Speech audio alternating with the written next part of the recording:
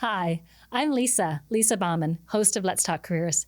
Today I spoke with Ayo Owodunni, City Councillor for Ward 5, Kitchener. Ayo shared his journey from radio personality in Nigeria to management leadership consultant here in Kitchener-Waterloo.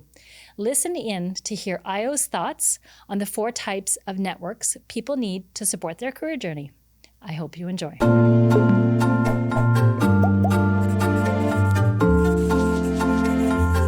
So welcome, Ayo. I am so glad that you're here today. I'm going to get you to introduce yourself. And when you do, I'd like you to obviously say your name and then say, what was sort of your first paid job, maybe as a young person or even graduating post-secondary. Interested. My name is Ayo Owodunni. My first paid job, I cut grass. You cut grass? Yeah, I cut grass. This was, I believe, summer of my senior year and my freshman year in college. Okay. So I cut grass for probably 3 months during the summertime. And that's awesome. Yeah. That's awesome. Why don't you also share something that you're super passionate about? I'm passionate about supporting and helping immigrants thrive in Canada. Mm-hmm. That's probably something that you've heard me talk about many times.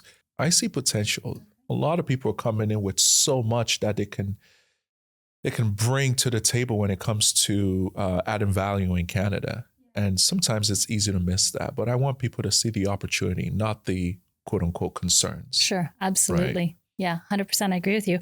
I find it interesting. I actually cut grass too for a summer. I think I was also in university as well. So that's kind of interesting. Isn't it interesting how we all have those sort of starting point moments, right? Yeah. That get us going. So why don't you tell me a little bit about sort of, what did you do in college? What was the sort of the career path that you were thinking at the time? Interestingly, in college, my background, I got a degree in psychology. I was an athlete, so I was looking for the easiest that I could do. Okay. I'll just be honest. Sure. Because I was an athlete on a scholarship. Okay. What sport was it? Track and field. Okay. Yeah, and it was so competitive, and there was so much happening that I remember we used to show up in class, the athletes, and we would put our heads on the table because practice started we had to be there at 6:15 a.m., 6:30, and first class was 9 a.m. So we were walking out of practice by 8-something, and you have done a crazy workout. So by the time you come to class, you were exhausted, So others were starting the day refreshed. We were starting exhausted.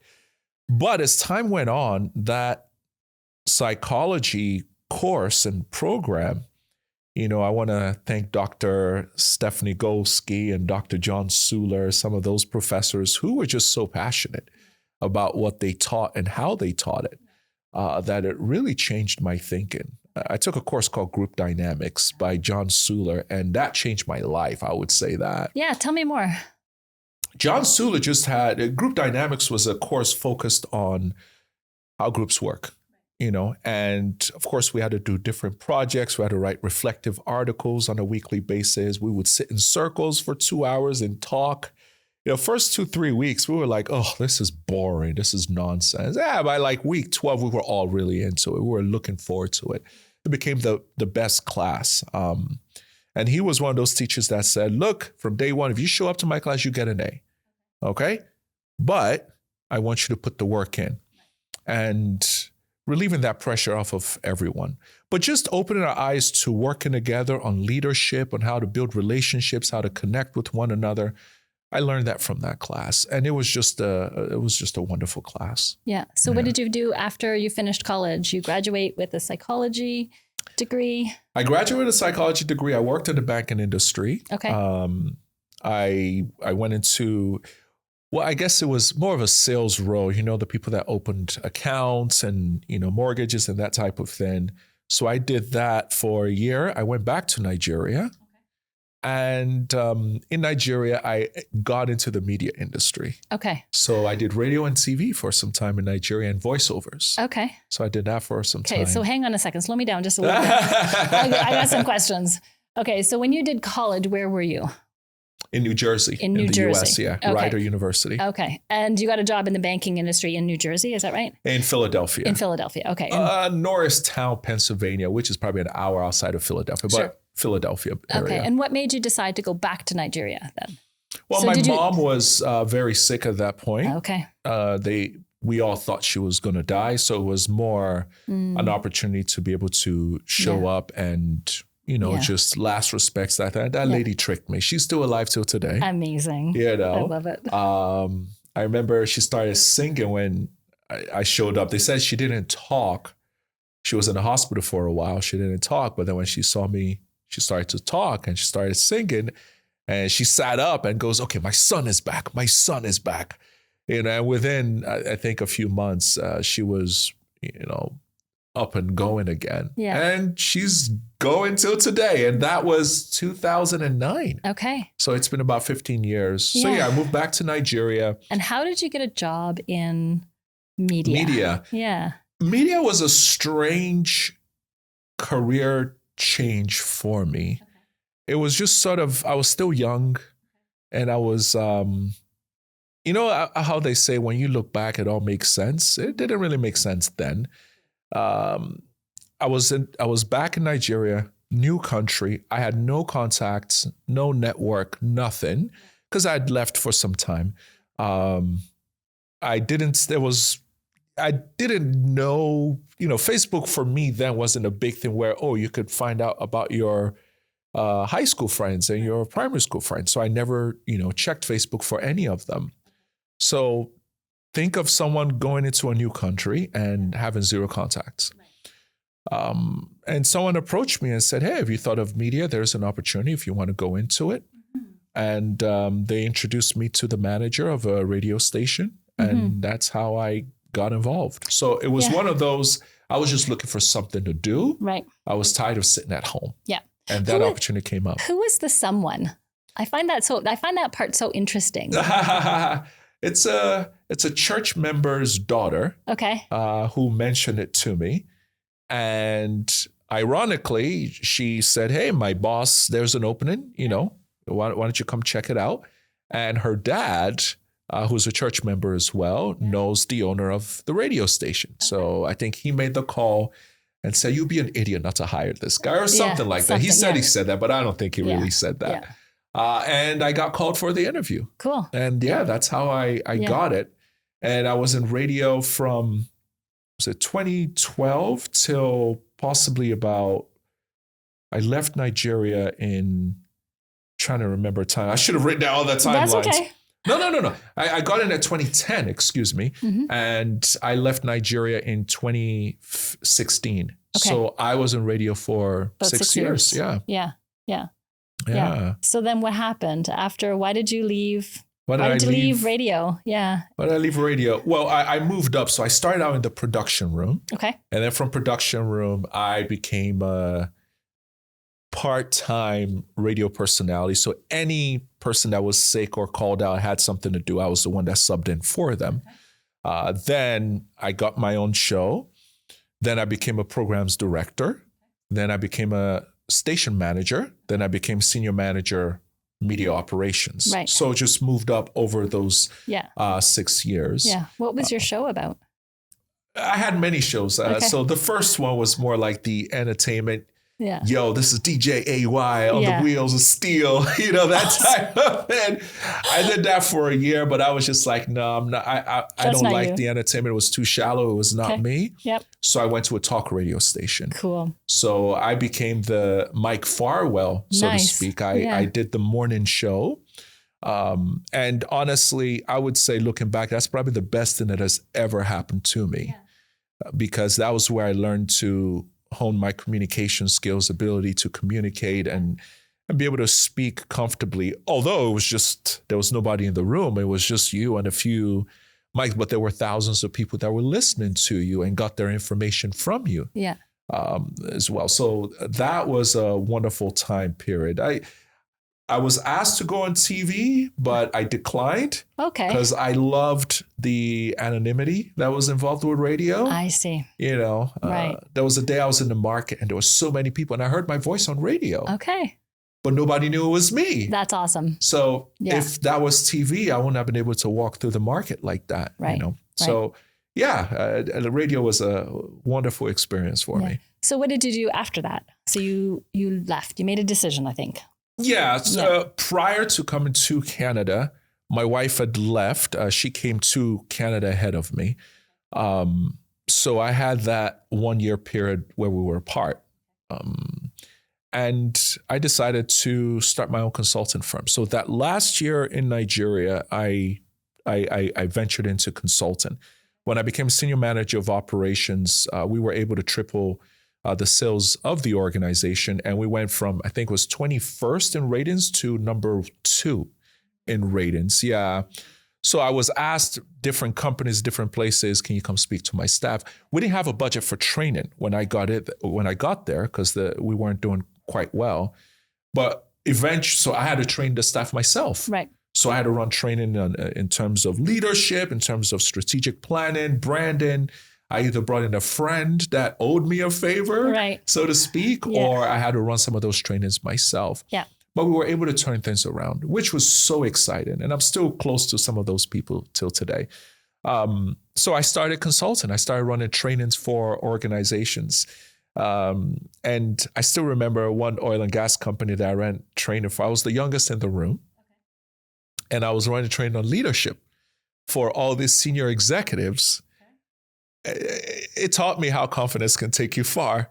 And I remember the CEO eventually, when we took a break, he goes, so which part of the big 5 do you work with? I didn't know what the big 5 was. I was like, big 5, what is that? And he was like, oh, Deloitte, EY, KPMG. Like he mentioned all of them.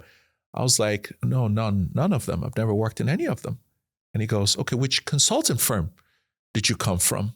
I said, none. So he looked shocked and then he adjusted himself and he said, okay, where have you worked? Okay. And I said, radio. And he looks at his head of HR and he says, you brought a radio person to come train my executive team? And I thought that was just hilarious. How did you respond? I didn't know how to respond because that was the first time I was challenged like that. But it didn't matter to me. It didn't matter to me because I felt I could hold my own with any person out there that was running these trainings. And I think it's good for all your listeners. Think about your previous successes. Right. I know that was something I learned through my life coaching training program. Remember your successes and leverage your successes, And many times we forget our successes a bit too quickly. But confidence to take you to that next level, you got to bring to mind all the things that you've done before. So for me, we were able to triple the sales in an organization. We were able to move up, in terms of rankings. I've only been in the radio industry for 5 years. There were people that had been in the industry for 20 years, or 25 years. But I was brought in, we're able to do this. If I can do that, then I can do this and do it well. So I did that for 1 year. And then we moved to Canada. Okay. Yeah. And then I just continued down the training consultant area. I didn't go back into radio at that point. No. What did that, okay, so I'm going to go back and do 2 questions. What was it like sort of in the initial days of trying to set up this consulting firm? What did that look like? Like, was it easy to just sort of get clients? What did that look like as far as going out and selling yourself? It was very hard at first. Yeah. It was very hard for me at first. But then I got a life coach. Okay. By the name of Bankole Williams. He still does that till today. Bankole was a good friend of mine. So I called him. I still remember where I was. I was on a highway and I called him and I said, I need your help. I'm really trying to get this thing going and it is not going. And I have a window. I have 1 year to prove to myself that I can do this stuff. Can you help me? He sighed on the phone. And then he said, you can't afford me, Ayo. Those were his first words. You cannot afford me, Ayo. Oh, great. Thank you. Okay, well, what can I do? Yes, exactly. So we set up like a monthly payment plan. Sure. And we had our first few meetings. And it's amazing how I went from everything was all over the place to sitting with this person in 3-4 meetings where we were able to just put together a good plan. And then he challenged me or something. And he said, you need to have one meeting once a week moving forward. If you don't have a meeting in 1 week, you're going to have to pay me like, I forgot what it was, like just penalty or something. Sure. And when he said meeting, he meant meeting with a client. Yeah, meeting with a client. Yeah. Oh man, that I think I only ended up paying him once. Wow. So luckily, someone had introduced me to LinkedIn at that point. So I had probably about, 300 contacts on LinkedIn. So I just said, okay, for me to cheat, don't send a message to everybody at the same time, send maybe like 20 a week or something.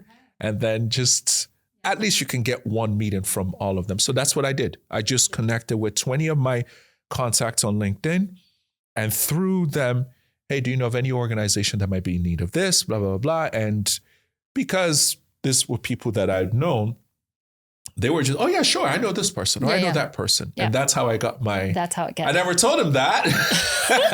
Now he'll know. Now he knows, but I got my one meeting a week. It was just one week that I did not get anything. And it was such a beautiful thing because I was able to, now he said, just get meetings. He didn't say you had to secure a deal. Right. But I think what he was getting at is if you can sit in front of people and pitch, something will happen. Yeah. Action. Yeah. And when he was able to just challenge me on that, doors started to open up.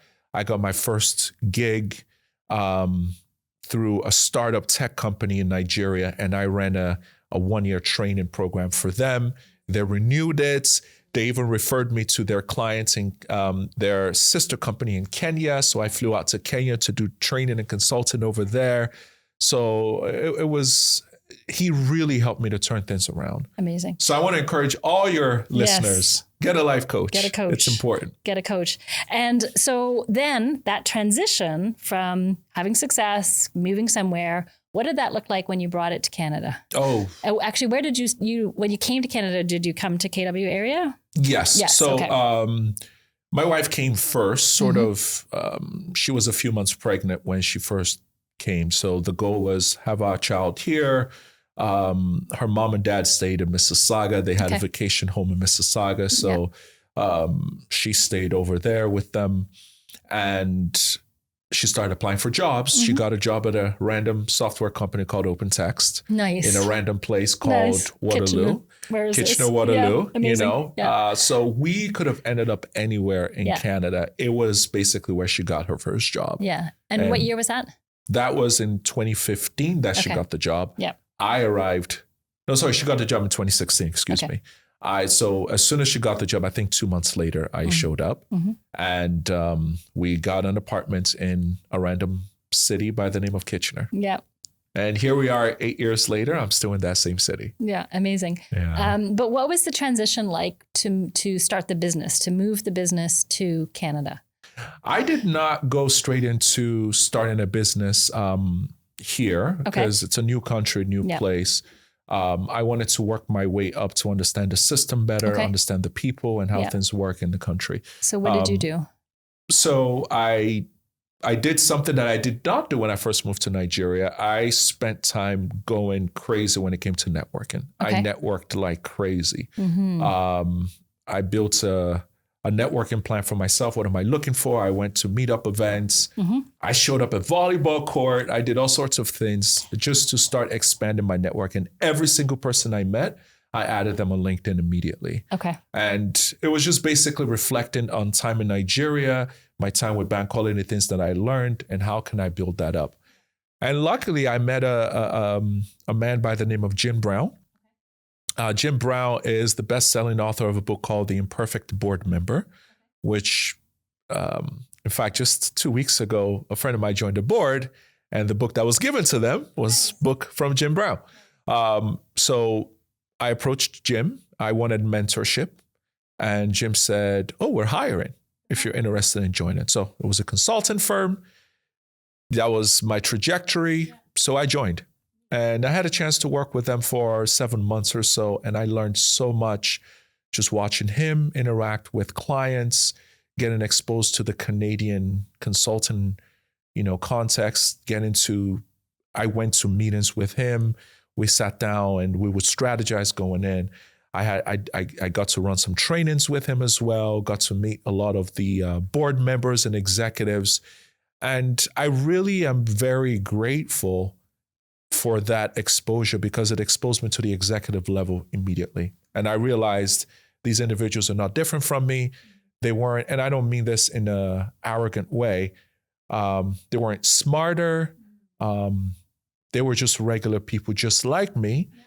So that really boosted my confidence from the get-go. I know when I meet with many immigrants coming in, there seems to be a sense of, when they say they talk about the Caucasians and the Canadians. There seems to be they're smarter or they're better. And what that does is it holds you back from really maximizing your potential. And maybe because it was Jim and Margot that I worked with, they just had a way of, okay, we have a meeting with a client. We need you to lead it. What? Okay, we need you to lead it. All right. I think my second training session with Jim was, all right, you're going to run this training with me. What? In front of all these board members of, this big company? Yes, you are, and that really just threw me in. And I was just very grateful for that opportunity, So what happened? You said they were there for about 7 months. I was there for 7 months. I ended up being let go.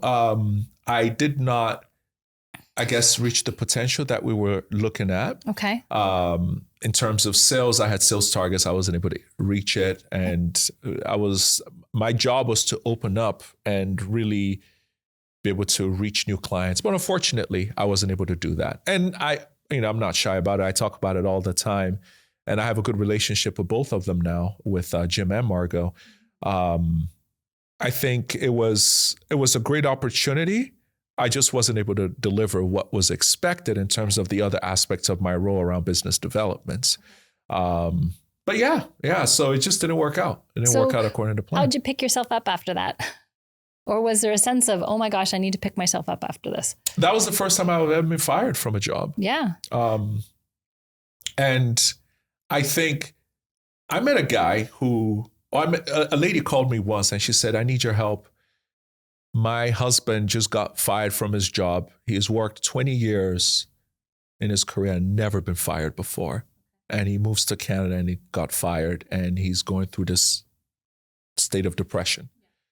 And, sometimes I'm a person of faith and I believe it's hard to empathize with people if you've not gone through it before, So I think there were some things that I needed to go through to understand people better. And I think that was just part of, God's way of training me up, in the path that I will go in the future, helping and supporting immigrants. So it was a shock for me. I'd never been fired before. I'd always done very well in every role that I'd been up to that point. So yeah, it was a major shocker. I went through this time period of just what just happened and how did it happen. And it probably took years to reflect on it. I think as a man, you categorize, you compartmentalize, and you just shove it in a corner and you just move on.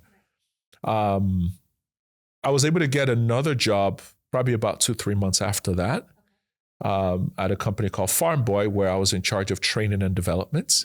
And I had a chance to work with Fiona Hennessy. I'm mentioning all these names because these were all amazing people that I had a chance to work with.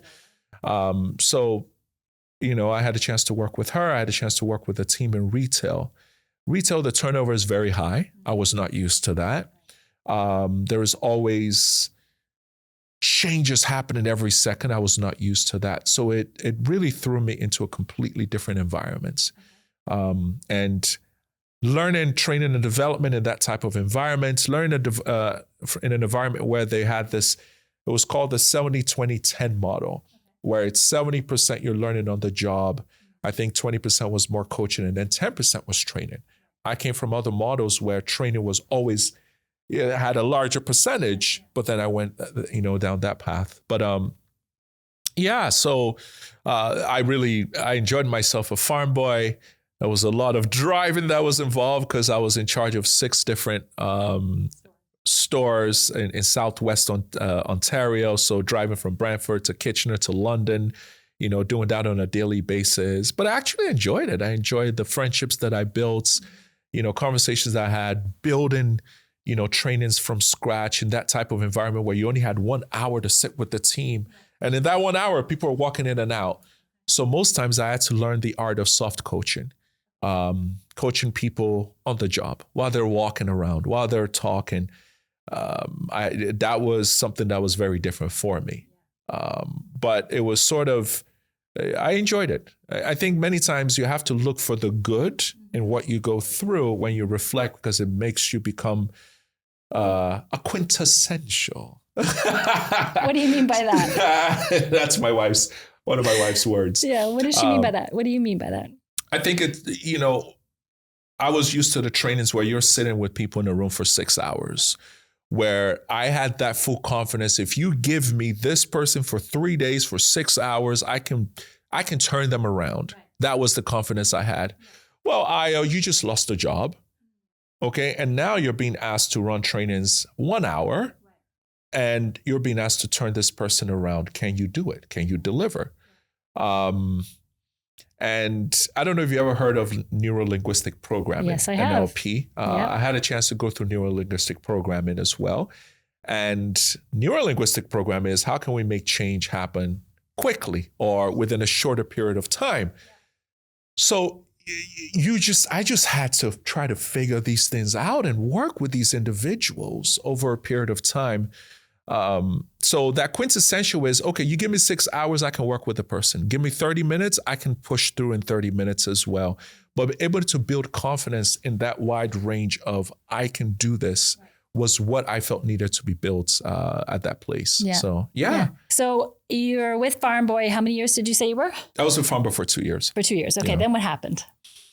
I went back into the financial services industry. Okay. I became a senior manager of training and developments, and that did not go well. I got fired from that within, I think, 4 months. And then I went through a long depressive episode. Yeah, but I talk about this all the time. I always share with my students and with anyone that cares to listen how, in a short 5 years in Canada, I was fired twice from 2 different jobs. And yeah, that one was a very painful experience. I think, the other ones I was able to compartmentalize, or the other one, and move on quickly. But that one, it took me a while before I was able to move on from that. What did you learn from that experience? Looking back, I'm so grateful I went through it. Okay. I want to start with that. I'm very, very grateful. I think it changed me as a person. I think my confidence probably had leaned more towards arrogance at that point. That's one. I always like to talk about blind spots when I speak to leaders now, because we all have blind spots, and many times we don't even realize we have blind spots, or we minimize our weaknesses, but we don't realize how damaging our weaknesses could be with other people. I think looking back, I'm going to be doing a series online soon. I wrote it down last week. Lessons from my failures. We always like to only talk about successes. I want to do lessons from my failures. Mm-hmm. And when I first got into the role, one of my assignments was I needed to turn things around within the training and development team. It was something I was sharing with me from my boss, from the executives, from the senior leaders in the company. They wanted things turned around, and they wanted it done at a period of time. I moved too quickly. I should have spent probably the first 1 month, 2 months building trust with the team, getting to know them very, very well, understanding them, and then turning the ship around slowly. You don't turn a ship around like you turn a boat around. So those are critical life lessons that, when you reflect, something I learned from NLP is take all your failures and make it a lesson for you. Make it a lesson in such a way that if I didn't go through it, my next level success would not happen. In fact, you have to trick your brain into, it wasn't a failure, it was a lesson that I needed to learn to grow. And that was something I needed to go back into, that tricking mode and that thinking it through mode. But one thing that I came up with is going into politics and becoming a city councillor, and my trajectory moving forward, you have to learn to build trust over a period of time. Right. Trust does not happen overnight. Yeah. But because I was so gifted in connecting with people, that I think that's a gift that I've been given, I took it for granted. I took that sense of, oh, I'm good at connecting with people. That's not a problem. I'll do it in a few days and no problem. No, Ayo, don't rely on a gift at this point. You got to rely on the art of science of building trust. Don't talk about speed of trust. This one is the marathon of trust. I didn't do a good job of that. I didn't do a good job of selling the strategy to the team. I didn't do a good job of winning them over a period of time. I had always done all those things easily, everywhere that I'd been. But this time around, it just didn't happen. So those are some of the reflections and the learnings that I got. And those are things that I've committed to ensuring that I do a much better job of moving forward. Yeah. So after that experience, where do you end up? Because you just gave the hint that you are currently a city councillor, and we need to know, how did it go from there being fired to city councillor? So after being fired, I decided to do my MBA. Okay. I did, MBET. It's called the Masters in Business Entrepreneurship and Technology at the University of Waterloo. This fell right into pandemic period. So after the firing, you know what? I just traveled, went out for some time, went to visit family. When I came back, literally I landed, and the next day Ontario shut down. Okay. So I went to do my MBA, and for the next 1 year, I just focused on learning and growing, and just wanted to expand my knowledge. I figured, hey, since I'm home, I can't find a job, might as well just do this. And for me, that was a great experience. And after that, I got a job working as a senior manager, as a diversity, equity, and inclusion personnel for a tech company called BPTN. And I worked there for 2 years. And after doing that role, I moved from the DEI personnel to senior manager, DEI, and then I became the director of customer success within the organization. So, that trajectory occurred. And while in that role, since 2017, I'd always wanted to serve in the public space. I've always been involved in the community in one form or another. My mom was part of Lions Club growing up. She was a president. My brother was a president of Lions Club growing up as well.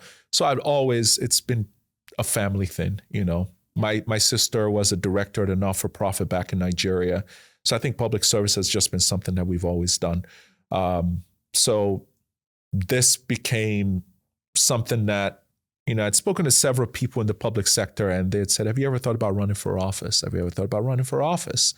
In fact, when I worked at a company in 2016, when I first arrived in Canada, the first consultant gig that we had, I sat next to a deputy mayor, which was shocking. I'd never met a mayor before, and it was a deputy mayor, and he planted a seed that is, you should run for mayor in the future. It was just a random comment that he made in this training, but that sat with me for quite a while.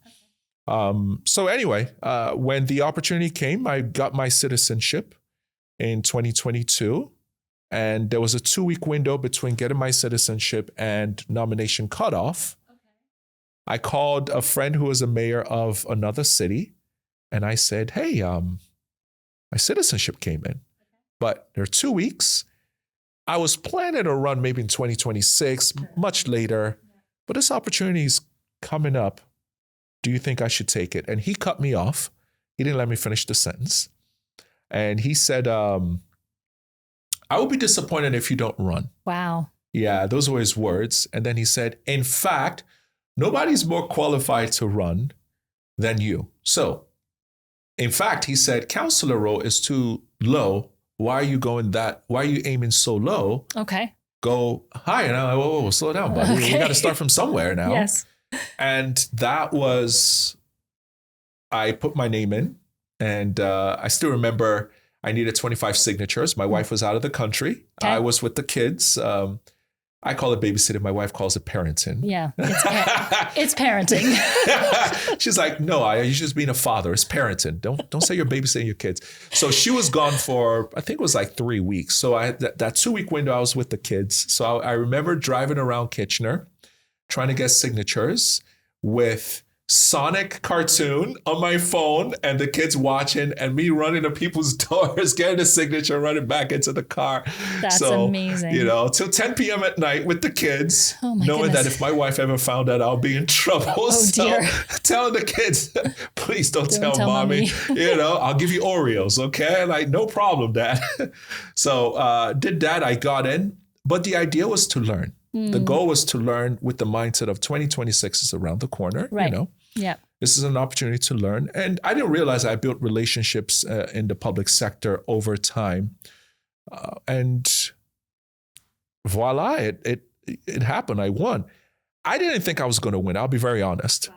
The mindset was 2026. Just use this to learn. We had nobody on the team that had experience. We bought a book from the US on how to run for political office. My friend, another Nigerian guy, I bought a copy for him. He read the book. I read the book. And we're like, all right, let's build a strategy. Let's see what happens. And so the night of counting, I went to bed early because I didn't think I was going to win. In fact, I was so excited. I saw 100 votes. I was like, 100 people voted for me? Keep in mind, the ward is largely Caucasian. There were probably less than 10 people that looked like me that I spoke with. So I just did not think it was going to happen. So when I saw 100 people voted, I think after the first few polling units, I was like, oh, we'll be ready in 2026. This is good. Like, we had 2 weeks to put together a plan, a strategy, a team, and all that. We'll be ready. My wife woke me up at 11 p.m. and said, you're in the lead. Okay. Like, wait, what? What? How? Why? What's going on?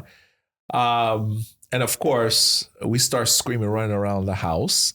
And then my opponent sent me a text message, congratulations. And I'm like, for what? What?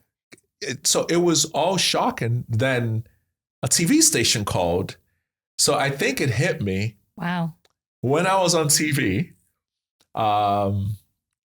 talking, and like I could see myself on TV. It was muted, so I could see my picture, and I'm on the TV, and they're asking me questions. That's amazing. I just thought that was hilarious. Yeah. And the mayor called. Well, then he was mayor-elect, since he also had gotten elected, to wish me congratulations. And then he said, remember in 2016, a young man showed up in my office and said he would like to run for public office in the future. Do you remember that? I had sent a random email. That was you? That was me. No way. I didn't remember that. I said, really? Way. He's like, yeah. That was you. He's like, and he was thinking, who is this guy? And what makes you just showed up? You were new in the country and you're just showing up in the office. And then his EA, I think the first week, said, I remember you sent a very polite email. I was like, oh, I sent polite emails. That's good. Yeah. All right. Being a little demure there, But I thought it was awesome for him to take me back in time. And so it's amazing how when you look back, some of those things connect backwards. They do. Yeah. Yeah, 100%. So you are city councillor. I'm a city councillor. You are management consultant. Yes. And you are teaching as well? I teach at Conestoga. Yeah. I left the director of customer success role at that point because I couldn't balance council in that role. Is a very demanding role. And trying to balance that with city council at that point. I mean, but now I'm more settled into the role. Yeah. That was still very new. But yes, I do consulting. I'm a associate professor at Conestoga. And I'm a city councilor for the city of Kitchener. Wow. I got to represent. You got to represent. You got to represent. So you answered a lot of my questions as we move through the process. Exciting. I really liked how you were talking about sort of these different pivotal moments and different, things that kind of really shaped about how you are. And I really want to thank you for being, vulnerable and transparent and sharing all of those pieces. I'm thinking about, what are some of the things that you think are the most important skills that you're drawing on And how do you want to build those skills in the future? So like if you were to do sort of more skill development, what would that look like? I want to keep working on my communication skills. It's an opportunity because I speak to constituents all the time, whether I'm door knocking to just check in on constituents or I'm speaking at council chambers. I'm always looking to develop my skills. In fact, this morning, there's a course that I'm signing up for around parliamentary proceedings, just to get a better understanding of Robert's Rule of Order and how that works, because that also impacts how I communicate with my colleagues and also with constituents. For me, I would say the most powerful skill that anyone could have is their communication skills, because how do you take ideas in your mind and convey it to people? You have to do it through your communication skills. So you can never, ever, I don't think I can ever stop working on that. So I'm always looking to develop that aspect of myself. I think I'm good at it now, but I want to be excellent at it. So I'm constantly listening to the Martin Luther Kings, John Maxwell, Simon Sinek, listening to several people, and Barack Obama. My goal is a wide range, Thomas Dexter Jakes, wide range of speakers, and I'm always looking to pull out of them.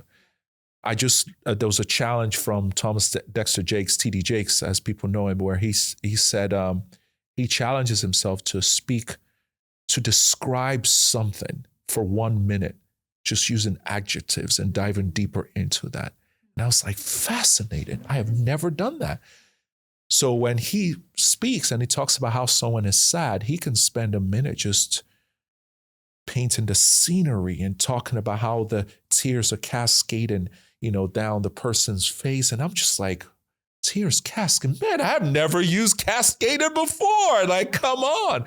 So my goal is just to keep growing when it comes to my communication. In my role, financial skills is extremely important. I've taken finance for non-finance professionals more than once. I want to continue down that path of just constantly honing that skill, because I have a fiduciary responsibility as a city councillor, financial responsibility as a city councillor as well, to ensure that every decision is made in the best interest of the city and and my constituents. Financial falls under that. So I got to make sure I get really, really good, in that area. So financial is extremely important. Understand the Robert's Rule of Order, parliamentary. Another one is networking. Networking is very, very crucial in my role. In fact, when I met with one of my mentors and we started talking about my 20-year plan, what we focused on was the networking aspect. How do you build a strategic network? What do you say when you meet with them? How do you keep the relationship going? I don't think people realize how networking is so crucial to your overall success in life in general. Most times we feel it's only in our countries. No, when you move to a new place like this, networking is so critical. So I am still working on building that. I meet regularly with an individual by the name of Michael Hughes now. We've had several meetings, reading a book, Networking for Networkers, which is quite interesting. And the goal is just keep building those areas. I've assessed my strengths. I have a good firm idea of what are my gifts, what are the skills that I'm strong at. And I'm also working on, what are those weaknesses that I need to work on? Mm-hmm. Building trust is still something that I feel, just reflecting of my time in the financial industry. How do I ensure that I keep growing that area with my team, with the colleagues that I work with my constituents as well? So I would say those are like some of those key soft skills. You know, I have friends that say, they're mere soft skills, but you don't realize that technical will get you into your role. Yes. Soft skills and character and integrity is what moves you, up further. Yeah. So my goal is just to keep working at them. I want to be excellent. I don't want to be just good at them. Yeah. Yeah. Another question that I have is, you talked about wanting to support individuals coming to Canada and have that immigrant experience to, to support the immigrant experience. What advice would you offer to immigrants on how to get a network going, how to get themselves going? First of all, I would say write down a 5-year plan. And some people go, 5 years, I'm trying to get a job now. write down a 5-year plan. Where would you like to be in 5 years? And then start writing. And this was the exercise that I went through as well. Who are the people that you need to know that will help you get there? That's why I went to the mayor's office in 2016, because it was part of a 5-year plan. Who would you like to know? Who would you need to know to be able to help you get to that level? There are 4 types of network that we all need to have. And I'm going to try to remember this. I don't have my notes in front of me, but it's in an upcoming book. There's a book I'm writing called Dear Immigrant Soar, and there's a whole chapter dedicated to networking. You need a personal network. Your personal network is more your, I would say, you arrive. Those are the individuals that you build relationships with, you have fun with, you get to connect with. They're more like your support network. You need to go for an interview, you need someone to watch the kids. Where do you drop them? You need a shoulder to lean on. You can't call home crying. You need those relationships here. And most times, those are the easiest ones that you can build through your ethnic associations, through your local church, your local temple. You can build a support network very quickly. So I encourage people, as soon as you land, put a plan in place immediately to build a personal support network. Don't wait till you need them to start looking for them. Especially, I don't know when this is airing, and I don't want to timestamp this, but if you're approaching the fall season, when the sun goes away a bit early, you're going to be lonely. There's a likelihood of that. You're going to be sad. It's going to be cold. Yes. You're going to be alone. Holidays come around. You're by yourself. You need a personal support network. Yeah. Where can you hang out for Christmas, for Thanksgiving, all those types of things. Yeah. It's very crucial. Yeah. Then you need what I like to call your fun network. You go on meetup.com. And what do you like to do for fun? What are your hobbies? Yeah. Playing cricket, playing soccer, playing lawn tennis, playing table tennis. Every single topic is pickleball. out there. You type it in at meetup.com. It is there. There's a group. If you can't find one, Meetup says start one. Yeah. That's where you get to meet your fun network. So for me, on Mondays, it was volleyball. For my wife, it was a writing group. Right. Just a place you can go to just relax, be yourself, have fun, get to meet like minds. Yeah. You need that. Then you need a career network. Your career network are those that can help you get a job. Your career networks are those that can help open doors for you. And where do you meet them? Your local, what do we call it? Like your professional associations, IABC, HRPA, your PMI, whatever it is. Just Google it, look for them, reach out to them, show up at their events, and start getting active. So that's your career network. And oh, by the way, just because you got your first job does not mean you stop networking. You got to move to the next one as well. They're the ones that can help you with the next opportunity. And then the last one is the strategic network. That's the, where do you want to be in 5 years and who will help you get there? Your strategic network is a long-term, you might not need them now. You need them 5 years from now, right? But you need to build that relationship of trust. That's why I could call that mayor and say, hey, I'm looking to run. I didn't meet that mayor then. I've known that mayor for 4 years. We've had several coffee conversations, maybe once every 6 months or something like that. So there are people that I know 10 years from now, they're going to speak up and advocate for me and become my allies. But I build that relationship over a period of time. So I like to sit down with people and I like to give them a one-page document like, okay, personal network, fun network, career one, and strategic. Let's list it down, write it down. And oh, by the way, every time you meet everyone, add them on LinkedIn. Why is that? LinkedIn is an easy way for you to stay top of mind for people. And then post regularly. Post about life. Post what's happening. Post what's going on. Oh, you went to this. You went for this training. You write this article.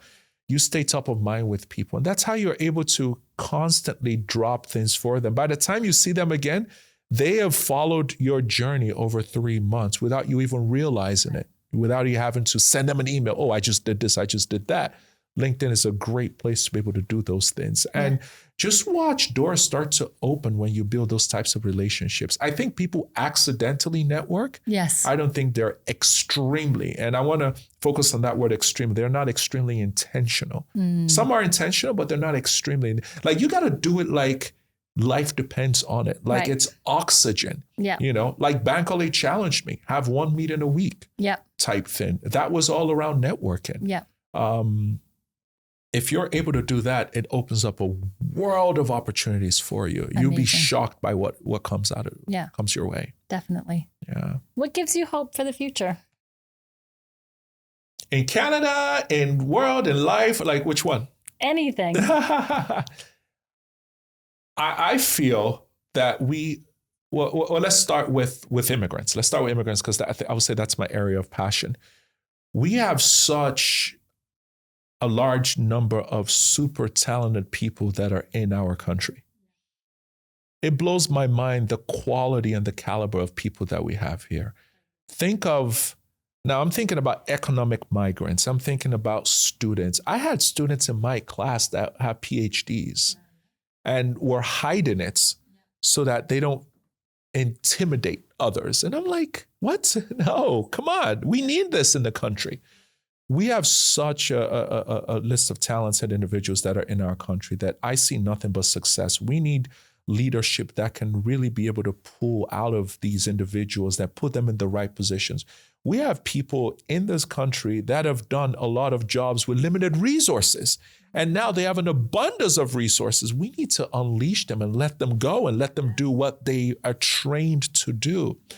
We have energy that has shown up. We have education that has come. We need to just teach them the Canadian workplace setting, environments, how it works, the soft skills that are needed to succeed in Canada. Those are some of the missing elements that are needed. I feel we have a few kinks and things that we need to sort out as a nation. But I have so much hope in us as a country. If we can get it right and we can pull so much and we can build a sense of belonging and a collaboration. What I see in my ward is a collaboration. I met a guy in my ward. I'm not going to mention his name, so he won't cringe and say, no, you didn't do that to me. Usually I would go during the summertime, maybe every other week, I'll go door knocking in my ward just to check in on constituents, just to see how they're doing, any concerns, issues that they feel I should be addressing. I'm not addressing as their representative. And, walking by this guy and he goes, hey, EIOU, IOU, AU. Like he tried all sorts of variations of your name. And I'm cracking up, We had a really, really good chat. But here is a Canadian who has lived here all his life. He's chatting with this African who showed up 8 years ago. And now we're working on a project in his community through our Love My Hood grant. And I'm just shamelessly plugging that in for people that live in City of Kitchener in Ward 5. And we're working on something to help bring the neighborhood together. Nice. And it came from a suggestion from him that has led to a project that is leading to funding that could bring that entire neighborhood together. Lovely. And it's a collaboration of an immigrant and a resident to help impact the entire community in collaboration with the City of Kitchener. And I'm like, if you don't see the beauty of what we're building as a nation there, like where else will you see that? And there is no, oh, you're an immigrant, you cannot help, or you're a Canadian, you don't understand my story. It was literally, how do we work well together? How can we make this thing happen? And if we can, that is just in a small, tiny space. Now, when we think on a macro level, when we look at it as a country, we can do that in our organizations, we can do that in our colleges, in our cities, in our towns, if we can find ways to collaborate and work well together. Yeah. Is it going to be easy? Absolutely not. Are we going to misunderstand each other? Absolutely, we will. Yeah. I'm not saying this is some kumbaya thing. It's going to be tough, but that's why we need leadership. Leaders that can see the differences, but also see the potential and bring people together and help them through those challenging periods. Yeah. Thank you so much. And I just sounded like a politician there. That was awesome.